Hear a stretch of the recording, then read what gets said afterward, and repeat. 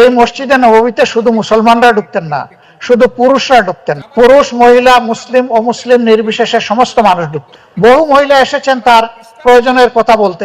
তার পোশাক ইসলাম যেটুকু শালীনতার প্রত্যাশা করে ওরকম না, তিনি এসেছেন তার মতো পোশাক। আল্লাহ রাসূল কখনো এমন কোনো এভিডেন্স নাই বলেছেন মা আগে আপনি যান, একটু পোশাকটা শালীনতার সাথে পরে আপনি আসেন, নেভা, কখনো বলেন নাই। একটি রাজনৈতিক দলের নেতা বলেছেন যে আল্লাহর হাবিব নূর নবীজি মুহাম্মদ সাল্লাল্লাহু আলাইহি সাল্লামের কাছে মসজিদ নববীতে নারীরা তাদের ইচ্ছে মতো পোশাক পরে আসতো, মানে পর্দা করতো না। রাসূলুল্লাহ সাল্লাল্লাহু আলাইহি ওয়াসাল্লাম কিছু বলেন নাই। আসলে কথাটি লোকটি বলতে পারে নাই, এখানে ব্যাখ্যা আছে। ব্যাখ্যাটা হচ্ছে আয়াতুল হিজাব, হেজাবকে আল্লাহ যে ফরজ করছেন, জিলবাবকে ফরজ করছেন, জিলবাব বোরখা পরি যে জন্য, কথা বুঝে না। এই আয়াত নাজিলের আগে তো মক্কা মুকাররমায় মদিনা মুনাওয়ারায় কোন মুসলিম নারীও পর্দা করতো না, কারণ তখন তো হুকুমটাই নাজিল হয় নাই।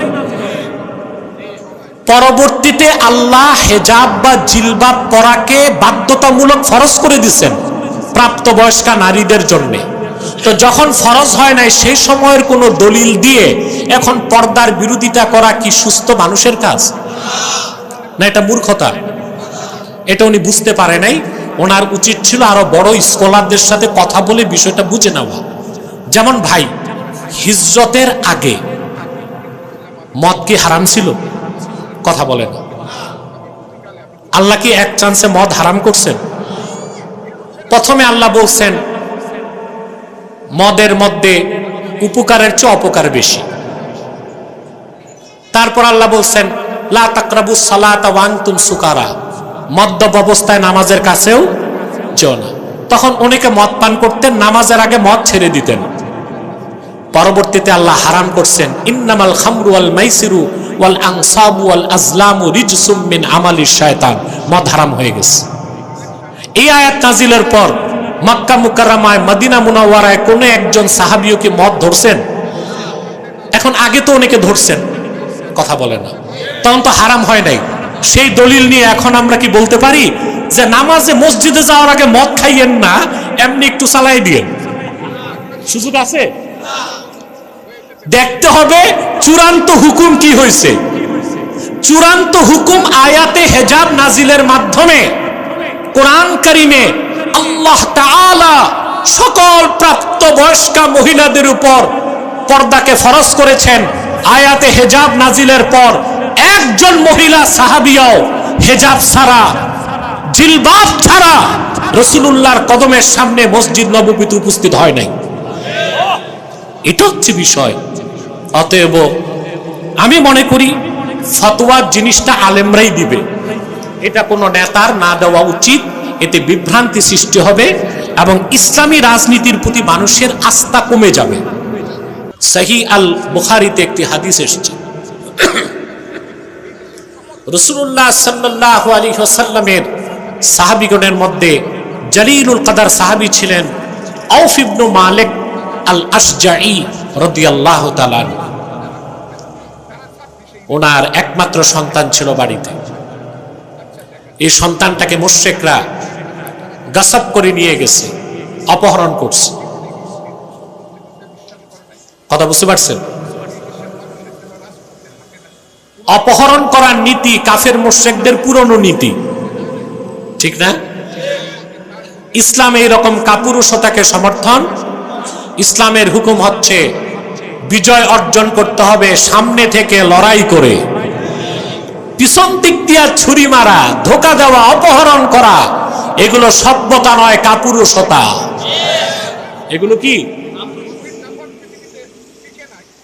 হযরতে আউফ ইবনে মালিক আল আশজাঈ রাদিয়াল্লাহু তাআলা আনহুর একমাত্র কলিজার টুকরা সন্তানকে কাফেররা নিয়ে বন্দী করে ফেলছে।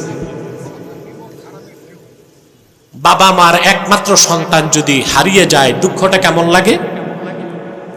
কথা বলে না। সাহাবী ও তার স্ত্রী অঝোর দ্বারায় কান্না করছে। সাহাবীর স্ত্রী বললেন, আপনি কান্নাকাটি না করে দ্রুত রাসূলুল্লাহর কদমে যান, সাল্লাল্লাহু আলাইহি ওয়াসাল্লাম, সমাধান পাবেন। হাদিস সাক্ষ্য দেয়, আউফ ইবনে মালিক আল-আশজাঈ রাদিয়াল্লাহু তাআলা আনহু বুক ভরা ব্যথার, চক্ষু ভরা পানি নিয়ে আল্লাহর হাবিবের কদমে এসে হাজির হয়ে গেলেন। এসে বললেন, ইয়া রাসূলুল্লাহ, ইয়া হাবিবাল্লাহ, আমার একমাত্র কলিজার টুকরা সন্তানকে কাফেররা অপহরণ করেছে, আমি আমার সন্তান ফেরত চাই। আল্লাহর হাবিব সাহাবীকে নসিহত করলেন, সাহাবী শোনো, ইত্তাকিল্লাহা ওয়াসবির, তুমি শুধু আল্লাহকে ভয় করো আর ধৈর্য ধারণ করো। ওয়া আমুরুকা ওয়া ইয়্যাহা আন তাস্তাকসিরা মিন কওলি লা হাওলা ওয়ালা কুওয়াতা ইল্লা বিল্লাহিল আলিয়্যিল আযীম। আর আমি তোমাকে ও তোমার স্ত্রীকে আদেশ করছি, সন্তান হারানোর বিপদ থেকে বাঁচার জন্য তোমরা বেশি বেশি পড়ো লা হাওলা ওয়ালা কুওয়াতা ইল্লা বিল্লাহিল আলিয়্যিল আযীম। সুবহানাল্লাহ। বিপদে পড়লে দোয়াটা পড়বেন, কথা বলে না, অগণিতবার পড়েন, লা হাওলা ওয়ালা কুওয়াতা ইল্লা বিল্লাহিল আলিয়্যিল আযীম। চোখের পানি মুছতে মুছতে সাহাবী বাড়ি আসলেন। প্রিয়তমা স্ত্রী জিজ্ঞেস করলেন, রাসূলুল্লাহ কি সমাধান দিয়েছেন?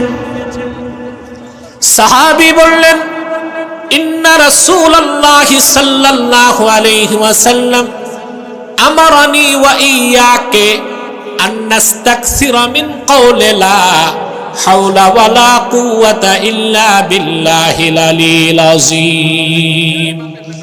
আল্লাহর রাসূল সাল্লাল্লাহু আলাইহি ওয়াসাল্লাম তোমাকে এবং আমাকে আদেশ করেছেন, সন্তান হারানোর বিপদ থেকে বাঁচার জন্য আমরা যেন বেশি বেশি পড়ি লা হাওলা ওয়ালা কুওয়াতা ইল্লা বিল্লাহিল আলিয়্যিল আযীম। সুবহানাল্লাহ। সাহাবী তার স্ত্রী আল্লাহর উপর ভরসা করলো আর এই দোয়া পড়তে লাগলো।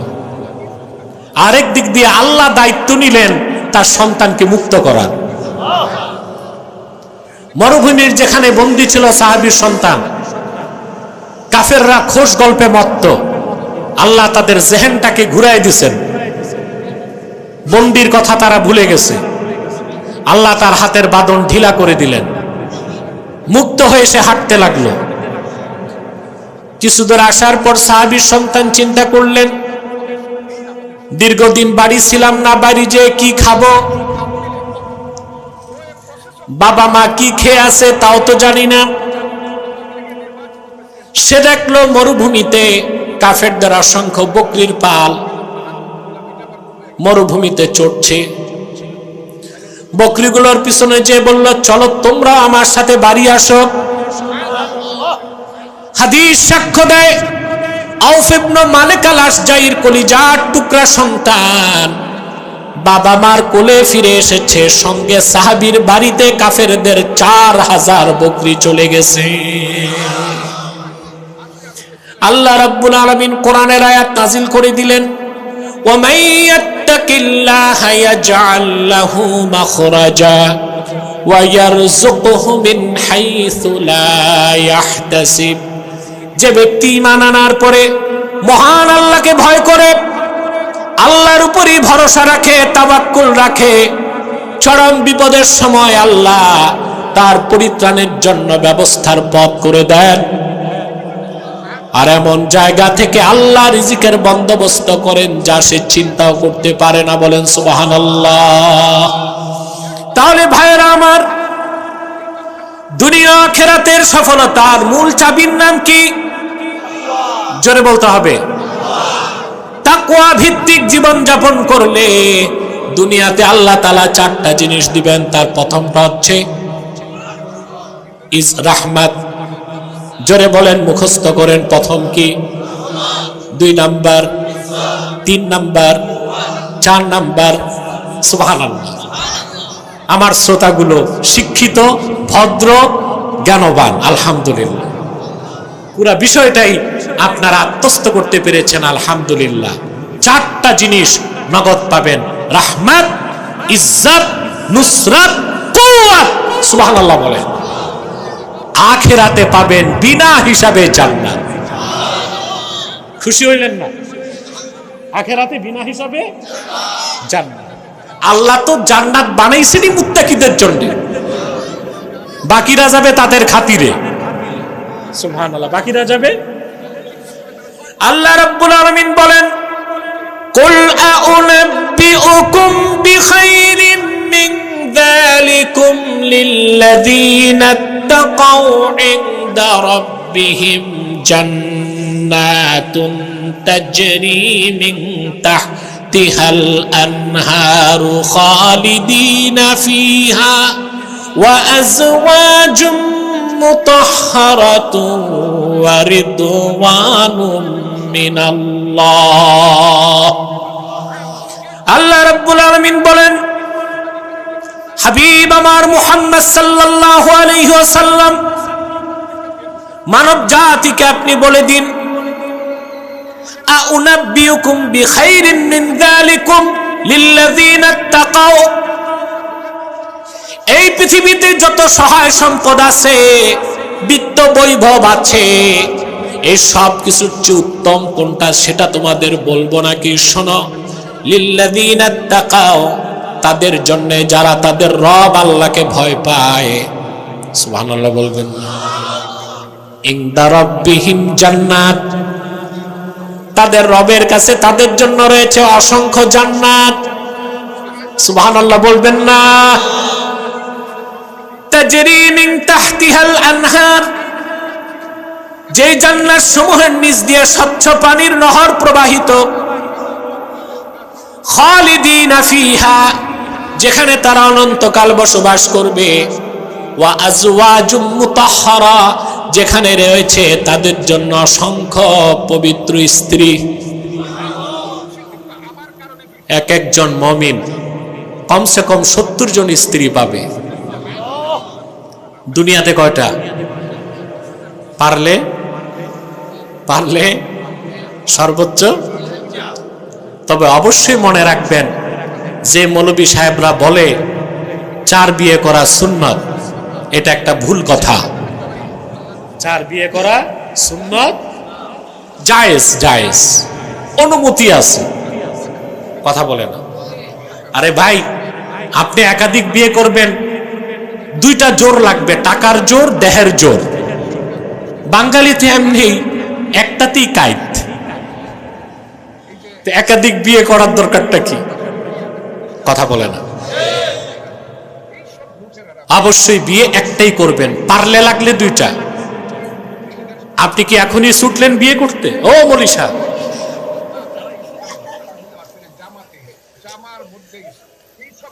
আল্লাহ বলেছেন, ফানকিহু মা তাবা লাকুম মিনান নিসাই মাসনা ওয়া সুলাসা ওয়া রুবা' ওয়া ইন খিফতুম আল্লা তা'দিলু ফাওয়াহিদা।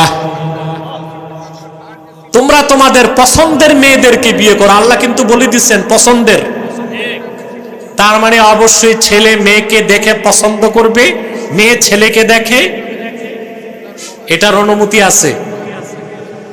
বাংলাদেশে একটা কুসংস্কার আছে, মেয়ে দেখতে ছেলে যায় না, ছেলের 14 গোষ্ঠী যায়। ছেলে দেখতে মেয়ে আসে না, মেয়ের 14 গোষ্ঠী আসে। আরে ভাই, মিয়া বিবি রাজি, ক্যা করেগা কাজী। যারা বিয়ে বসবে আর যে বিয়ে করবে আর যে বিয়ে বসবে, এদের